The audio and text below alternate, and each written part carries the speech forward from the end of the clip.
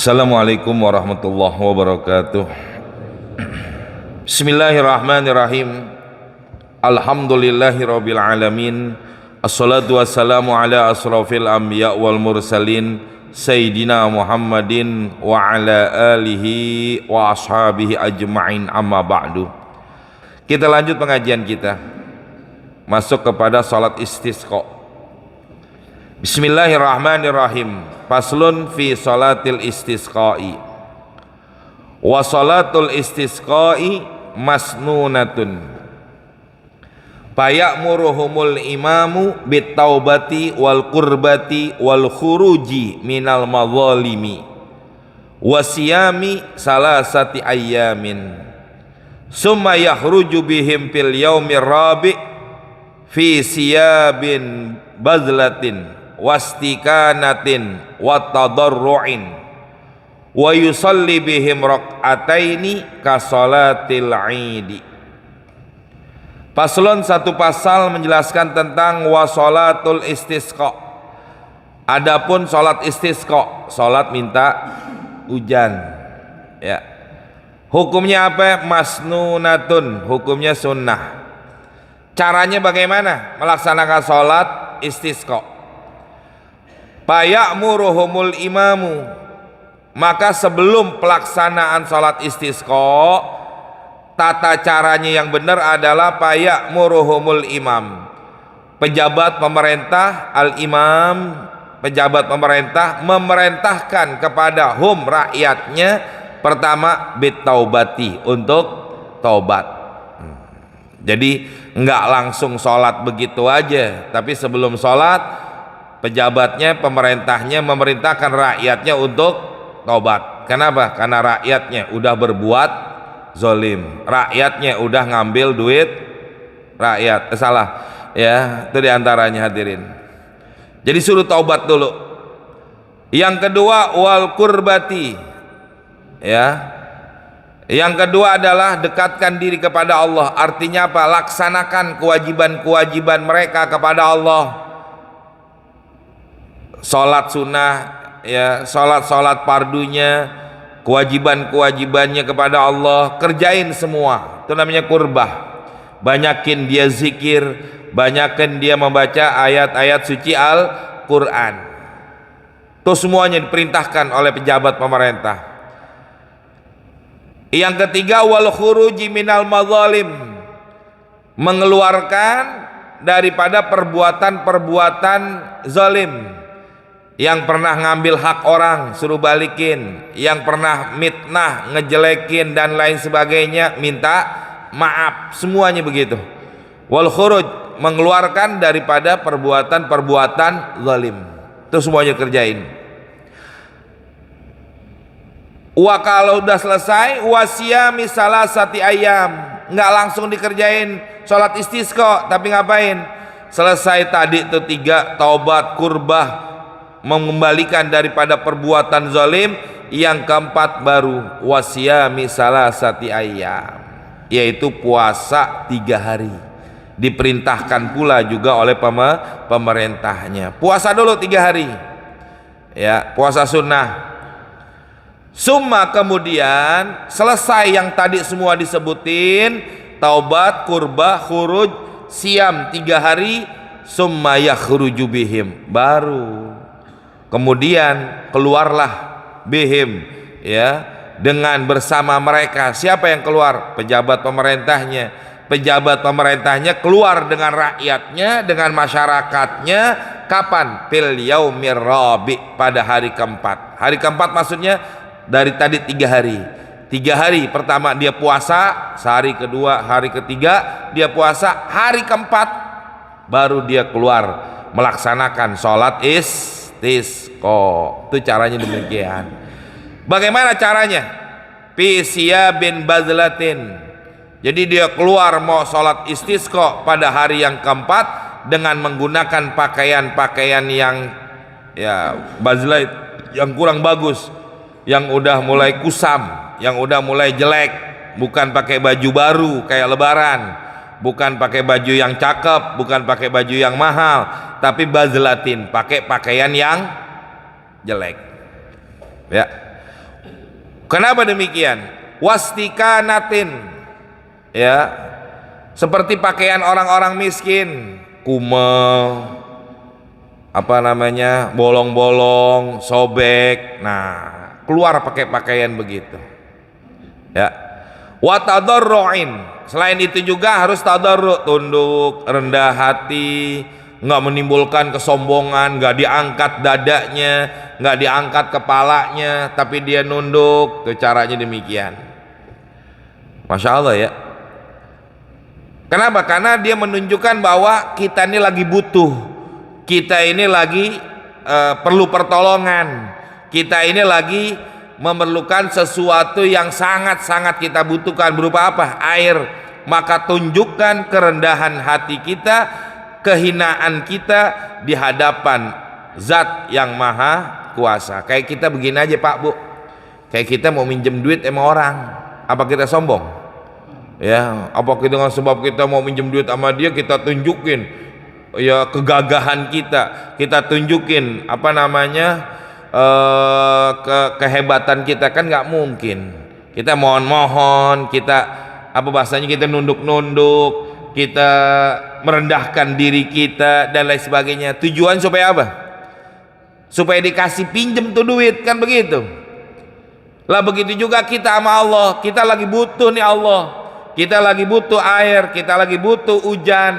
Masa kita sombong di hadapan Allah? Kan nggak mungkin. Maka tata cara yang kayak tadi inilah baru dilaksanakan sebelum melaksanakan sholat. Baru dikeluarkan di hari keempat dengan menggunakan pakaian yang jelek, pakaian seperti orang miskin. Wa tadarru'in, tunjukkan kerendahan hati kita, nunduk, jangan ngangkat kepala ke atas, jangan nongak. Artinya apa? Sombong. Kalau itu semua sudah dikerjakan, wa yusolli bihim, barulah ya mengerjakan sholat bihim, bersama dengan mereka, baru sholat. Jadi jangan langsung sholat istisqa, tapi ada aturannya. Dan ini yang menyebabkan kenapa sholat istisqa kita kagak diterima oleh Allah. Kenapa? Karena yang depannya tadi ya syarat-syaratnya, pendukung-pendukungnya untuk diterima daripada permohonan kita, munajat kita, tidak kita laksanakan. Baru dikata ulama wa yusolli bihim, baru sholat. Berapa rakaat? Rakaataini, 2 rakaat. Cara sholatnya kasolatil id, sebagaimana sholat id, sama dengan sholat id, 2 rakaatnya. Beda dengan yang kemarin seperti sholat gerhana, beda. Nah, kalau sholat istisqa tata caranya sama seperti sholat id. Itu apa? Kalau sholat id pakai setelah takbiratul ihram ngapain? Takbir 7 kali.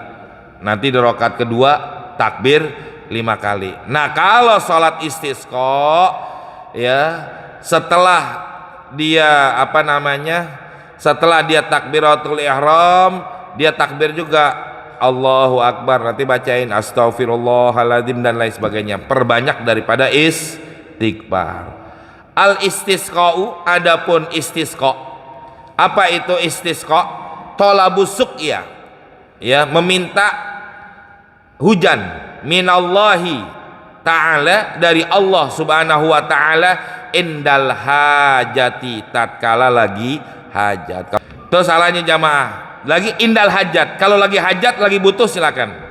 Bahkan dikatakan hukumnya apa? Wa sholatuhu, sholat istisqa, sunnatun muakkadatun, sunnah muakkadah, sunnah yang dikuatkan. Masya Allah, bukan sunnah biasa doang, tapi naik, yaitu sampai sunnah muakkadah. Nanti begini jamaah, nggak tahu di kitab ini ada nggak? Nanti kalau di kitab fikih disebutin tuh, kalau hukum puasa yang 3 hari tadi bagaimana? Hukum sholat istisqa walaupun hukum asalnya adalah sunnah muakkadah, tapi kalau seandainya pejabat pemerintah nih, ya, pejabatnya, pemerintahnya memerintahkan rakyatnya untuk kayak begitu tadi, bagaimana hukumnya? Kalau diperintahkan, umpama pemerintah bilang, presiden ngomong, kita mau sholat istisqa, sebelum sholat istisqa puasa dulu 3 hari, bagaimana hukumnya? apakah jadi tetap jadi sunnah atau jadi wajib. Nggak tahu di kitab ini ada apa enggak. Kalau nggak ada baru saya bahas. Sama kayak begitu, pemerintahnya bilang, ayo ya setelah kita puasa 3 hari, nanti di hari keempat kita bakal sholat istisqa. Kalau pejabat pemerintahnya memerintahkan kayak begitu, bagaimana kita rakyat? Cuma kayaknya kalau kita nggak mungkin jamaah. Betul apa enggak? Ya, disuruh taubat. Dianya dulu taubat, baru kita yang taubat. Itu ya jamaah. Jadi antaranya, sekalipun hukum asalnya sholat istisqa itu adalah sunnah muakkadah, hukum asal. Ya. Mana dasar dalilnya? Kharaja Rasulullah sallallahu alaihi wasallam yastasqi, di mana Rasulullah keluar untuk salat minta hujan. Faja'ala ilan nasi, maka Rasulullah ya ajak kepada manusia ya zahrahu, di atas pundaknya, wastaqbalal kiblata, dan beliau menghadap kiblat, wa hawwala ridaahu, dan beliau pindahkan daripada sorbannya. Tadi berangkat sorbannya sebelah kiri, nanti kalau mau sholat pindahin ke kanan begini. Nanti kalau udah selesai dia mau khutbah, pindahin lagi ridanya, sorbannya, atau apa yang kita pakai ya. Nanti ada, nggak tahu di kitab ini ada apa enggak, nanti ada apa sih tujuannya kayak begitu ya. Kayaknya ini jamaah perkara-perkara sepele, perkara biasa, tapi begitu hebat pengaruhnya.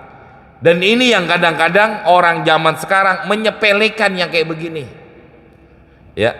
Kayak kita nih Pak, mohon maaf Pak Bu, mau berhubungan badan, baca bismillah nggak Pak? Lupa Ibu. Perkaranya sepele walaupun sunnah, tapi efeknya, dampaknya kepada kita luar biasa. Tuh hadirin, ini yang kadang-kadang kita anggap ya bismillah doang, apaan sih, kayak kita makan baca bismillah doang ya. Kalau kita lihat, kita ya apa aja dah yang kita anggap sesuatu itu sepele, tapi dampaknya, akibatnya nanti di akhirnya pengaruhnya besar buat kita.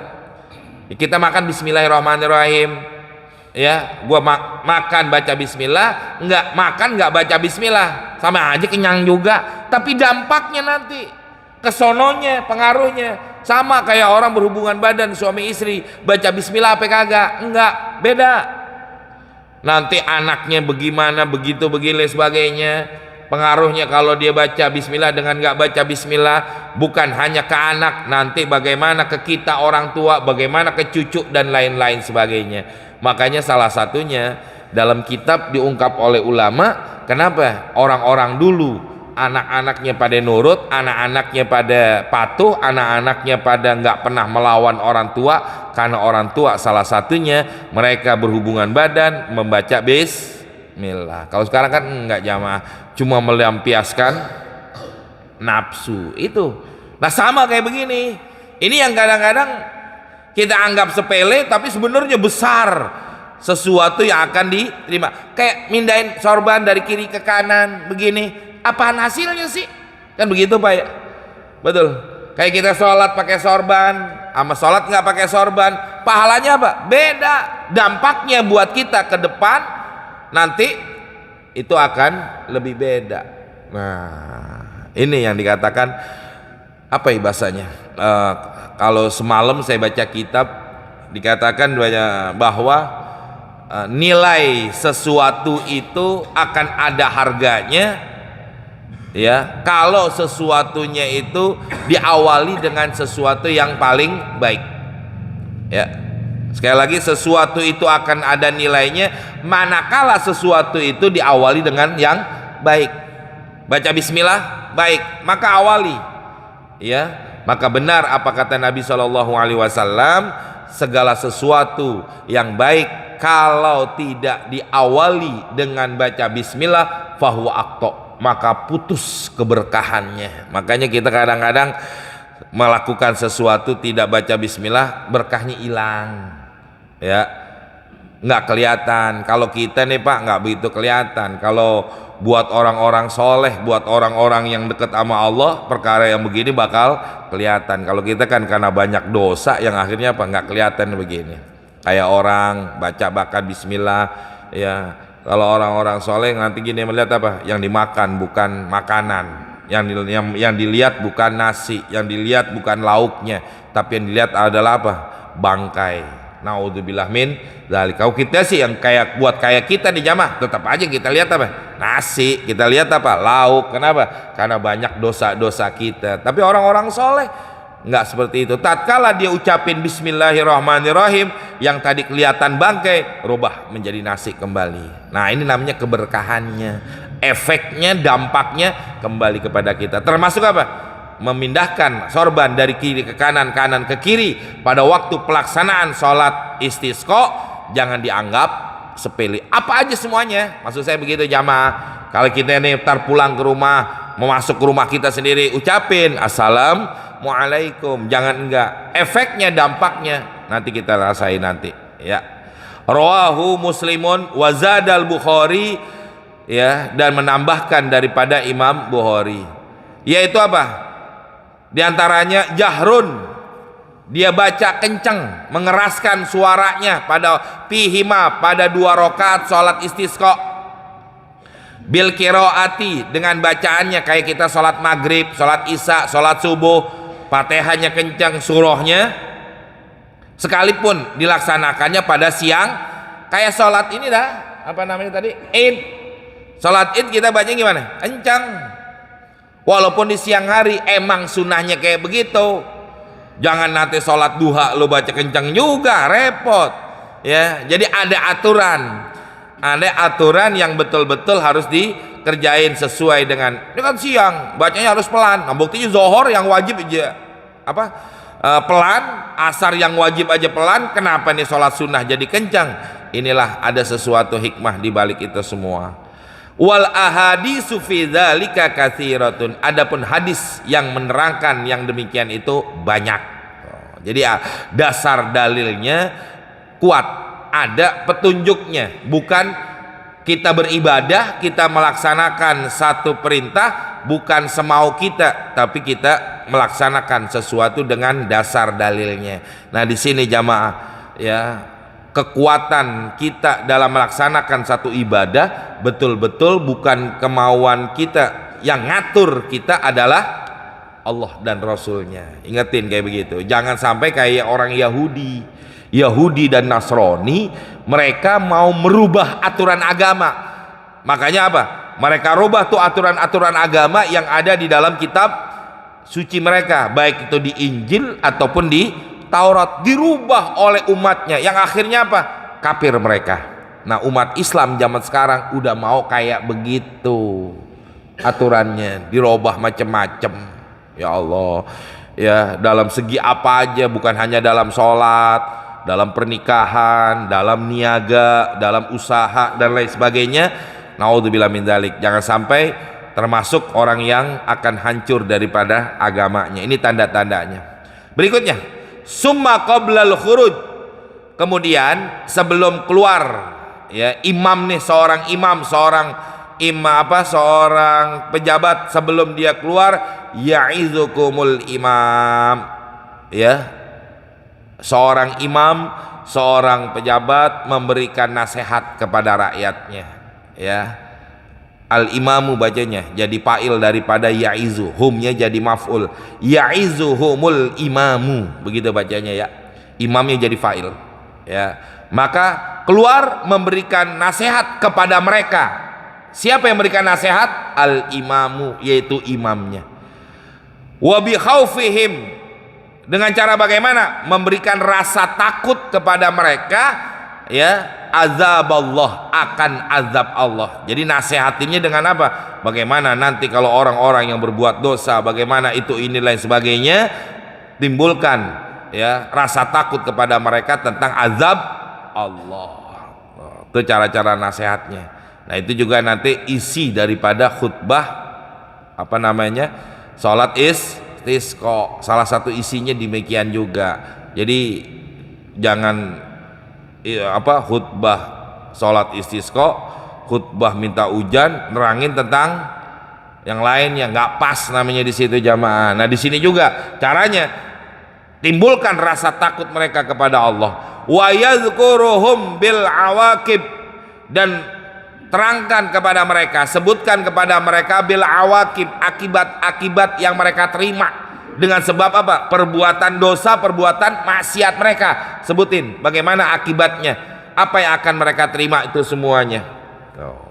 Wa ya'muruhum bis shadaqati, dan perintahkan mereka buat perbanyak sedekah. Ini jamaah, as-shadaqatu tatbal bala, mungkin di sini salah satunya. Banyakin dia sedekah, memberikan bantuan kepada orang lain. Wa anwa'il birri, begitu juga berbagai macam daripada perbuatan-perbuatan baik apa aja kita bisa bantu orang dan lain sebagainya. Apapun perbanyak. Ya sebenarnya jamaah ini bukan hanya di mau sholat istisqa doang.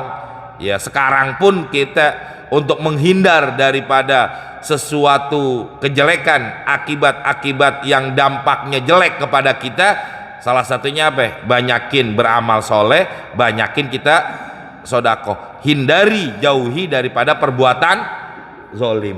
Insya Allah akan terhindar daripada berbagai macam kejelekan-kejelekan. Wabil khuruji minal mazalim, dan mengembalikan daripada perbuatan-perbuatan zalim. Pernah ngambil hak orang lain, balikin duitnya. Pernah ngatain orang, minta maaf, datengin. Masya Allah, ya. Jadi seakan-akan dia mengakui daripada kesalahan-kesalahan yang pernah dia perbuat dan lain sebagainya. Itu caranya. Wa taubatu minal ma'asi, dan disuruh taubat daripada perbuatan maksiat. Banyakin istighfar, banyakin dia menyatakan pengakuan dirinya atas dosa yang pernah dia kerjakan. Itu caranya jamaah. Fa inna hadhil umuro, maka sesungguhnya perkara-perkara tadi yang disebutin tuh ya, itu adalah sababun in qita'il ghaisi wal a'ini. Itu adalah sebab terputusnya hujan ya, dan kurangnya wal a'ini, dan juga kurangnya atau mengeringnya daripada mata air. Ya. Orang berbuat zalim, maka hujannya bakal kurang. Ya, kalau sekarang nih jamaah, kalau hujan yang ada nih hujan, nyatanya hujan, itu kan hujan apa sih? Hujan itu adalah akan jadi rahmat. Bisa juga hujan itu jadi bala. Kalau hujan jadi rahmat, itu yang disebut apa? Kata Allah dalam Al-Qur'annya, dengan sebab hujan tumbuh tuh pohon-pohonan, tumbuh tadi mati jadi tumbuh. Tapi bisa jadi hujan itu jadi azab. Dengan sebab hujan akhirnya apa? Banjir. Dengan sebab hujan jadi apa? Longsor. Dengan sebab hujan timbulnya apa? Berbagai macam penyakit. Itu namanya hujan azab. Sekarang jamaah, yang namanya al-ghais, hujan, adalah sesuatu rezeki.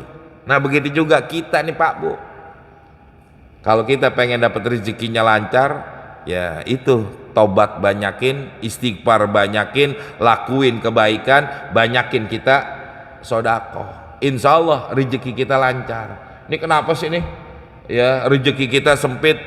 Kenapa sih kita usaha susah mulu, usaha ini gagal, usaha itu gagal dan lain sebagainya. Coba lihat apa yang menyebabkan, ya, apa yang menyebabkan ini semua? Karena ini semua penyebabnya adalah karena dosa kita. Betul apa enggak? Lah iya hadirin jamaah.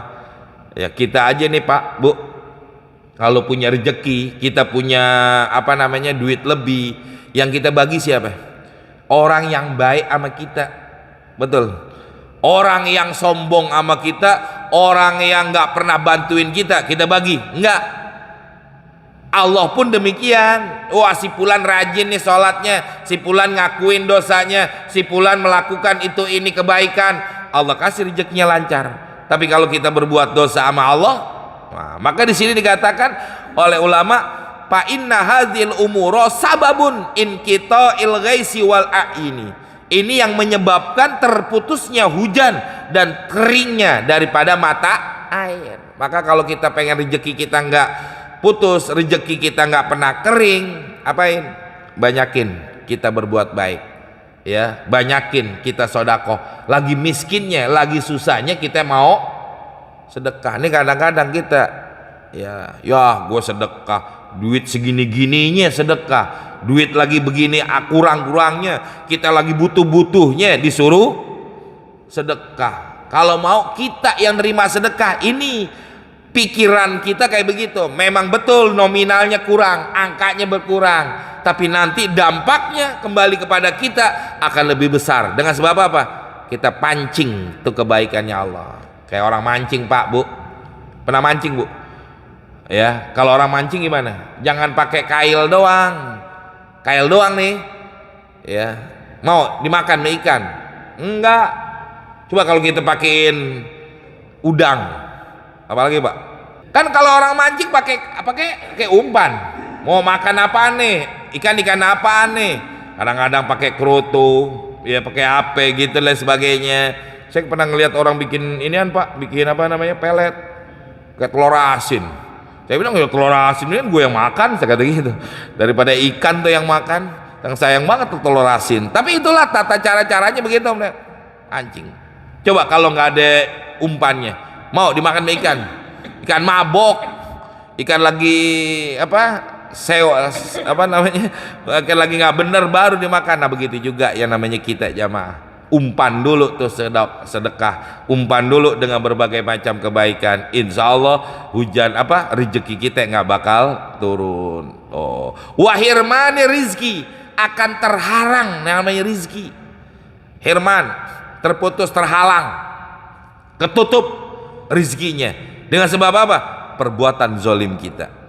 Coba jamaah, banyakin kita taubat, banyakin kita istighfar, banyakin kita kembali kepada Allah. Nanti itu rezeki akan datang kepada kita. Ya, tanpa kita sadari, tanpa kita ketahui. Ini kayak kita ngaji begini nih Pak, Bu. Jangan anggap sepele. Hirmani rizki, ya, menahan daripada rizki kita, banyakin sedekah. Insya Allah di sini akan jadi apa? Akan jadi timbulnya kebaikan. Banyakin taubat Mohon maaf jamaah, saya tahadus binimat aja ya. Saya kalau dari rumah kayak tadi ke sini, dari sini pulang, kemana aja saya jalan ngajar, ya atau jalan kemana, di atas motor, di atas kendaraan, baca aja udah. Astagfirullahaladzim. Atau kita baca Sayyidul Istighfar, Allahumma anta rabbi la ilaha illa anta. Baca semuanya. Tujuannya apa? Kita mau bersihin diri kita. Kita mau nggak tahu nih dosa-dosa kesalahan apa yang pernah kita lakukan yang menahan daripada rizki kita. Itu yang paling baik. Jangan di atas motor, di atas kendaraan kita ngapain? Dengerin lagu. Betul apa enggak? Lah iya, sekarang macet juga. Kita dengerin lagu macet, kita istighfar macet. Mendingan mana? Mendingan macet pakai istighfar, dosa kita habis, ya pahala kita dapat. Kan begitu jamaah. Ini yang kadang-kadang ada kesempatan itu yang kita tidak laksanakan. Hirmani rizki, akan terhalang tuh, terhambat rizki, kebaikan-kebaikan. Ya. Wasababul ghadabi, ini yang menyebabkan murkanya Allah, marahnya Allah sama kita gara-gara begini nih. Masya Allah. Ya, maka banyakin istighfar buat apa? Biar Allah ampunin segala kesalahan-kesalahan kita. Banyakin aja, nggak usah pakai tasbih Pak. Saya juga nggak pakai tasbih. Ya, ribet kalau pakai tasbih juga, naik motor pakai tasbih. Gimana caranya? Ngeremnya gimana ntar? Ya, udahlah, mulut aja yang penting. Mata kita fokus jalanan, mulut kita istighfarin. Insya Allah itu sesuatu yang kebaikan. Baik, kadang-kadang ada juga anak-anak muda nih. Anak-anak muda tuh kadang-kadang banyak yang curhat sama saya deh. Tat, mau ngobrol ke rumah, saya bilang datang. Karena orang minta nasihat apa begini begitu begini sebagainya, ya akhirnya apa? Salah satunya saya bilang apa? Ini dosa-dosa lo sama orang tua, saya kata gitu aja udah. Ya, banyakin tobat dan kebaikannya. Ya. Wa irsalil uqubat, dan didatangkan daripada akibat-akibat, ya, minal khaufi. Pertama, ada rasa takut. Nih jamaah. Kalau itu semua tadi kita kerjain tuh, yaitu apa tuh? Ya, perbuatan zolim kita banyak, dosa kita banyak dan lain sebagainya. Apa di antara penyebabnya? Allah akan kirim kepada kita al-khauf, rasa takut. Punya duit takut, nggak punya duit takut. Betul Pak? nggak punya duit takut, mau makan apaan, makan apa dan sebagainya. Punya duit bikin takut, kenapa? Ntar saudari pada tahu minjem sama gue lagi, kan begitu nyawa.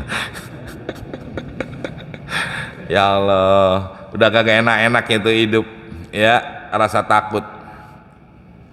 Inilah yang dikatakan kadang-kadang banyak orang-orang yang kayak begitu.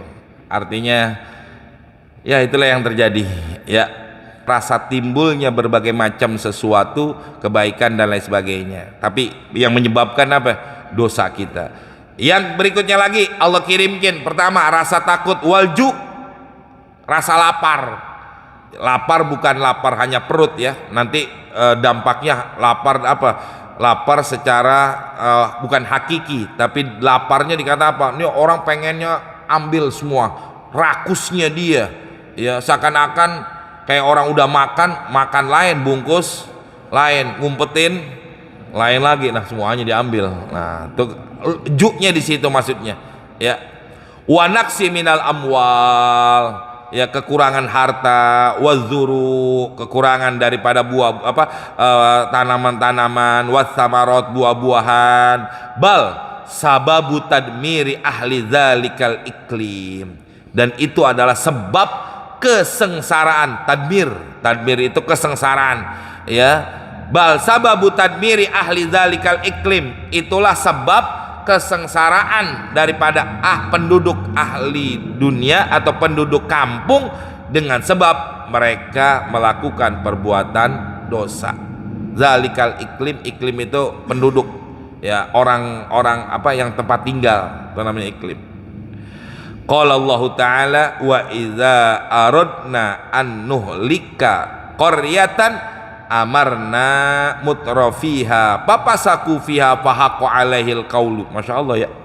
Wa idza aradna, apabila kami berkeinginan, an nuhlika qaryatan, menghancurkan satu kampung, amarna, kami perintahkan, mutrafiha, orang-orang yang hidup bermewah-mewahan, kami perintahkan di mana mereka ada orang hidup yang bermewah-mewahan, papasaku fiha, mereka berbuat fasik dengan kemewahan mereka. Punya duit tapi nggak mau sodakoh, punya duit tapi nggak mau bantu orang, fahaqqu alaihil qaul, maka pasti atas orang-orang yang seperti itu al-qaul, keputusan kami, kata Allah, pada marnaha tadmiro, maka kami rusak mereka dengan serusak-rusaknya. Naudzubillah min dzalik. Ini penyebabnya. Wa ya'muruhum wallahu alam bisawab. Ya, inilah beberapa hal yang berkaitan dengan sholat istisqa yang memang harus kita, ya bukan hanya buat sholat istisqa doang sih jamaah, termasuk buat kita dalam menjalani kehidupan ini, ya itu banyakin kita beristighfar kepada Allah. Wa ya'muruhum wallahu alam bisawab. Insyaallah ada manfaatnya ya. Assalamualaikum warahmatullahi wabarakatuh.